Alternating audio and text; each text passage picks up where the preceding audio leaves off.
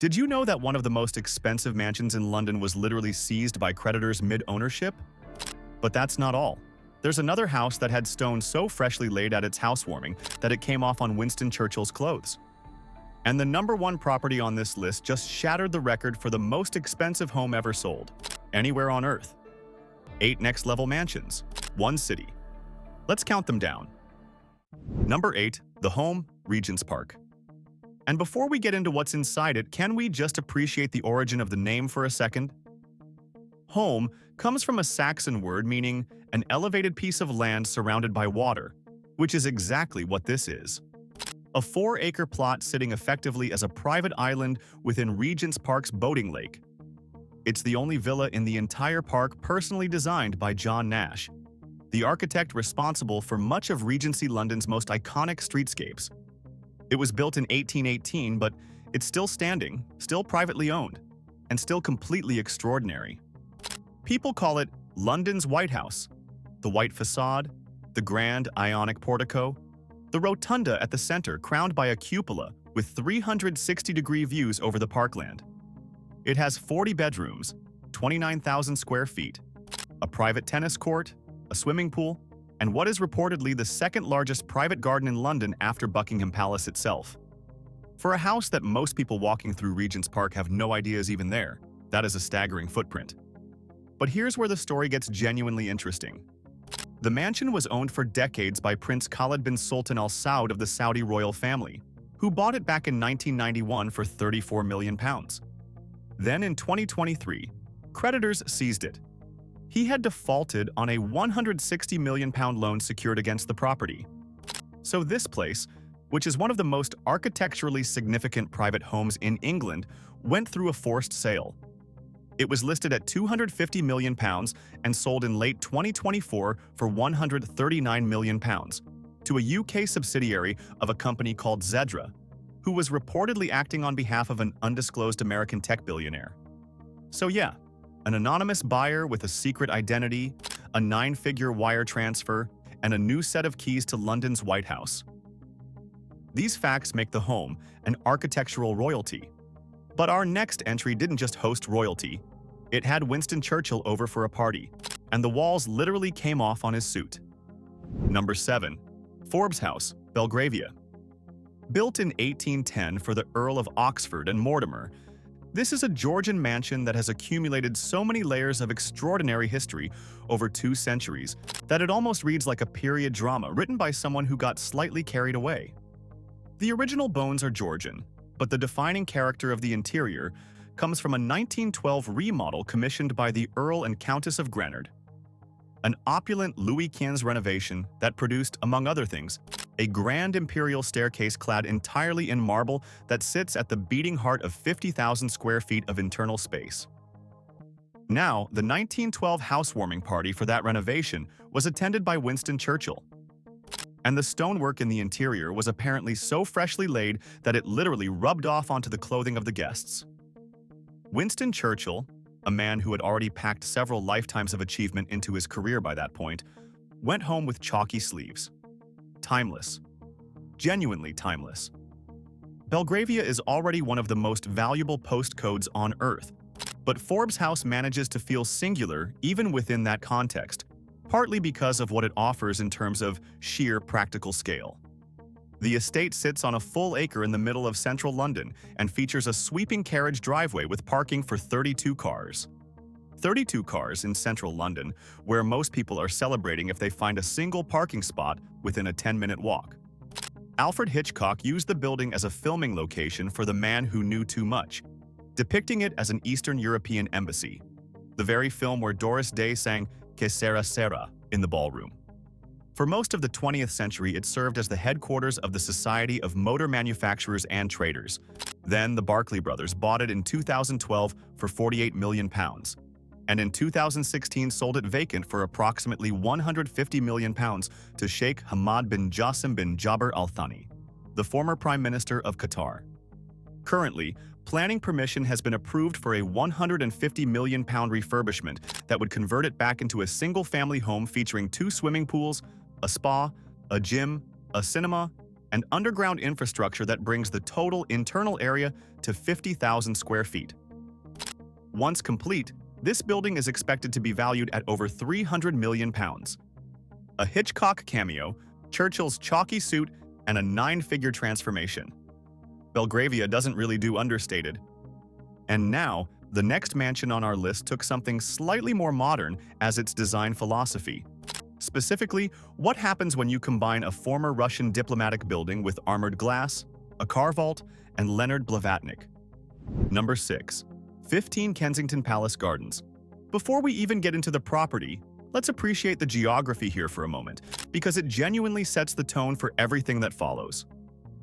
This house sits directly adjacent to the lawns of Kensington Palace, the actual Kensington Palace, where members of the British royal family live. Your neighbor is literally the monarchy. That is the baseline condition of living on this street, and everything that comes after that is just detail. The property was originally designed in 1854 by architect James Knowles, and it spent several decades of the 20th century functioning as a Russian diplomatic building before its current owner came into the picture. That owner is Leonard Blavatnik, Ukrainian-born, American-British, the man behind Access Industries, and the owner of Warner Music Group. He bought the property in 2004 for £41 million, winning what was apparently a fiercely contested bidding war among multiple international billionaires, all of whom wanted the same address. You have to imagine that conversation at the negotiating table was quite tense. What Blavatnik did with the property after acquiring it was bring in design firm Michaelis Boyd and embark on one of the most ambitious private renovation projects on the street, which, given the competition, is a meaningful benchmark. The centerpiece of the renovation is a 25-meter swimming pool split across indoor and outdoor sections, allowing for year-round use regardless of whatever the London weather decides to do, which, as anyone who's spent time there knows, is genuinely unpredictable at all times. There's also a cinema, a gym, a wine cellar, and interior ceiling heights that give the whole house the feel of a gallery rather than a residence. The scale of the volumes inside is quietly extraordinary. Then there's the security infrastructure, which pushes this property into a different category entirely. Armored glass throughout the building. A dedicated 2-bedroom security post, not a panic room tucked in a corner, but a full residential post staffed permanently with security personnel who essentially live on site. And a multi-story underground car park connected to the ground floor via a vehicle lift, meaning that anyone entering or leaving the property can do so without ever appearing on the street, without a camera catching them, without a single member of the public having any idea they were ever there. It is not just privacy. It is the complete architectural elimination of public visibility. Its current valuation is just north of $250 million. So yes, 15 Kensington Palace Gardens does invisible luxury, but the next property on the same street did the opposite. It imported marble from the same quarry as one of the 7 wonders of the world and made absolutely sure everyone knew it. Number 5. 18 to 19. Kensington Palace Gardens, Taj Mittal. Moving along to numbers 18 and 19, and into the property that the street is arguably most famous for. The Taj Mittal, owned by Lakshmi Mittal, the CEO of ArcelorMittal, the world's second-largest steel company, and one of the most quietly formidable industrialists of the last half-century. 55,000 square feet. Purchased in 2004 for £57 million, which at that exact moment in time made it the most expensive private home purchase anywhere in the world. A record that stood for years. The marble used throughout this building was quarried from the same source that supplied stone for the Taj Mahal in India. Not inspired by, not a visual reference, not similar in aesthetic. The same quarry, the same material, a direct physical lineage between one of the 7 architectural wonders of the world and a private residence in West London. It is an extraordinary design decision, and it is the kind of decision that you can only really make when you are the person who runs a global steel empire. The interior is built around a very specific idea of scale and grandeur. A dining room anchored by a massive glass chandelier, drawing rooms furnished and finished with the kind of weight that makes the air in the room feel different from the moment you walk in. 12 bedrooms, an indoor swimming pool, Turkish baths, and a basement jacuzzi and steam room accessed via a glass elevator, which is exactly the kind of detail that sounds gratuitous until you remember the context of the building you're in. Parking for more than 20 cars rounds out the practical infrastructure. But here's the thing that genuinely separates the Mittal compound from everything else on this street. He didn't stop at one house. Lakshmi Mittal also acquired numbers 6 and 9 on Kensington Palace Gardens separately, creating an entire multi-property family compound for his children, including a dedicated residence for his son, Aditya Mittal, the current CEO of ArcelorMittal. He didn't purchase a home on the most exclusive residential address in the United Kingdom. He purchased several of them and turned the street into a family estate. The main 18 to 19 mansion alone is currently valued at approximately $222 million, which doesn't even begin to account for the full picture. Next up is a house that made its statement rather differently, by prompting a reigning queen to look around and conclude that her own palace was coming up short. Number 4. Dudley House, Park Lane. And let's just lead with the most important piece of information about this building because nothing else quite captures it the way this does. Queen Elizabeth II visited Dudley House after its restoration was complete, looked around at the gilded ballroom, the 81-foot picture gallery. The entire interior Alberto Pinto had spent years rebuilding from scratch, and reportedly said that it makes Buckingham Palace look rather dull. The reigning monarch of the United Kingdom, standing in someone else's privately owned townhouse, delivering what is objectively the most backhanded compliment in the entire history of London real estate. That quote alone could carry this entry. The house is named after the Ward family, the Earls of Dudley, who acquired the property in 1742 and significantly expanded it in 1855 under architect Samuel Whitfield Docks. It is one of the last surviving grand aristocratic townhouses that once lined the perimeter of Hyde Park. The vast majority of its contemporaries were demolished or converted into commercial offices during the 20th century, which makes Dudley House's continued existence as a private home feel like a minor miracle of preservation. By the time Sheikh Hamad bin Abdullah Al Thani of the Qatari royal family purchased the leasehold in 2006 for £37.4 million, the interior had been comprehensively gutted by its years as the corporate headquarters of property firm Hammerson. The subsequent restoration project, widely considered one of the most meticulous private refurbishments in British history, with an estimated cost of £75 million, was led by Formation Architects with interiors by Alberto Pinto, a French designer whose entire professional specialization was creating museum-quality environments for the very top tier of global wealth. The 81-foot picture gallery and the 50-foot ballroom were both completely rebuilt to their original 19th century specifications, with hand-carved wood moldings and gilded architectural detail recreated by craftspeople working to standards that barely exist in commercial construction anymore. The result is 44,000 square feet across 17 bedrooms, currently valued at approximately $400 million, and broadly recognized as the last true private palace remaining on Park Lane. If Buckingham Palace is looking dull by comparison, the restoration team earned their fee. But while Dudley House is the gold standard of what restoration can achieve, the next property on our list went in a very different direction. The gold was already there, applied to everything including, most memorably, the bidets. Number 3. Rutland Gate, Knightsbridge. Let's begin with the numbers because they're genuinely crazy. 60,000 square feet, 45 bedrooms, 24 marble bathrooms, a white stuccoed 7-story palazzo sitting south of Kensington Gardens with 68 of its 116 windows offering direct, uninterrupted views across Hyde Park. At various points in its recent history, this building has held the title of the most expensive house ever sold in Britain, and its ownership timeline reads less like a property record and more like an abbreviated geopolitical history of the late 20th and early 21st centuries. The building started as 4 separate mid-Victorian family homes before being merged into a single residence. Since the 1980s, it's been held by Unoc Corporation, a shell company registered in the Dutch Antilles. It served as the London home of Lebanese Prime Minister Rafik Hariri, right up until his assassination in 2005, after which it was gifted to Crown Prince Sultan bin Abdulaziz Al Saud of Saudi Arabia. In 2020, it sold for £210 million, a British record at the time, to Chinese businessman Chung Chung-kyu, though subsequent financial reporting linked the purchase to Hui Ka-yan, the founder of the property developer Evergrande. Now, when the contents of this house went to public auction in 2015, the world finally got a look at what the interior actually contained, and the internet has not entirely recovered since. Gold-plated tissue boxes, gold-plated waste paper bins, and most famously, bejewelled bidets. Not gold-rimmed, not gold-accented, jeweled. Someone sat in a design meeting for this house, considered the full range of options for bathroom fixtures, and landed on bejeweled as the appropriate conclusion.